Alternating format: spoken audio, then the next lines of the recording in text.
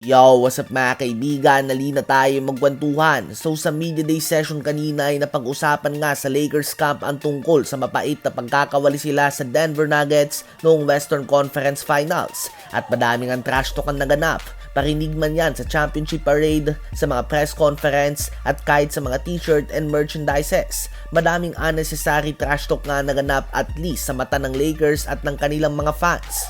Ayon kay Anthony Davis ay matinding motivation nga daw ito para sa kanila. Kaibigan niya nga daw si KCP at kinongratulate niya ito. Ngunit masyado umanong madaming trash talk tulad ng Lakers daddy. Gets na nga daw nila, nanalo na ang Denver. Ngunit sila umano ni LeBron ay nagkaroon ng pag-uusap tungkol dito. At hindi na nga daw sila makapaghintay na maglaro at makalaban sila. Wala nga daw moral victories para sa kanila lalo na't sa palagay niya nga daw ay enough na ang talent nila na manalo last season. So ayun nga po mga kaibigan, nakaabot nga kay LeBron, AD at sa buong Lakers ang mga pinagsasasabi ng Denver Nuggets kaya naman gustong-gusto na nga nila itong bawian. At nakakatawa nga dito ang pinakamalaking dahilan kung bakit nagkampiyon ng Denver Nuggets ay tahimik lang at walang pakialam dito. Ang Lakers ay lumakas nga ang lineup on paper. Nananatili sa kanila si Austin Reeves, Vando, Rui Hachimura, D'Angelo Russell at Max Christie.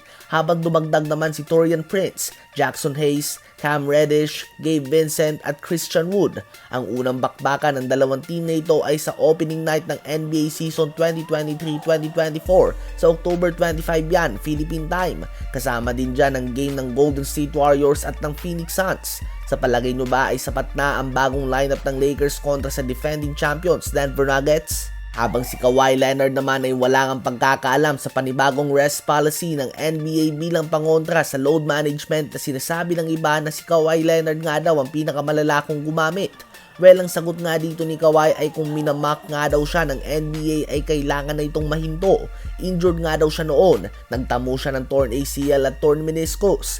Everyday nga daw siya nag-iensayo para maglaro at hindi para manood lamang ng laro sa bench. Maglalaro nga daw siya kung kaya niya at walang policy o batas na makakapagpalaro sa kanya ng mas madaming games.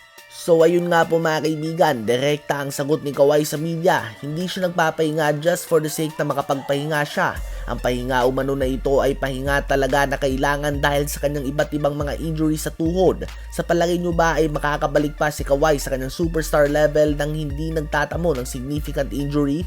Isama na din natin sa update na ito na tuwang-tuwa nga si Kristaps Porzingis sa kanyang bagong team na Boston Celtics. Wini-welcome nga daw siya dito ng lahat with open arms. Hindi na nga daw siya mga kaibigan makapaghintay na mag-umpisa ang season na ito at mabigyan ng tsansa na mapabilang sa malakas na team na tulad ng Celtics and hopefully lumaban para sa championship. Si Kristaps Porzingis ay nag-average ng 23.4 points, 8.4 rebounds and 2.7 assists per game last season.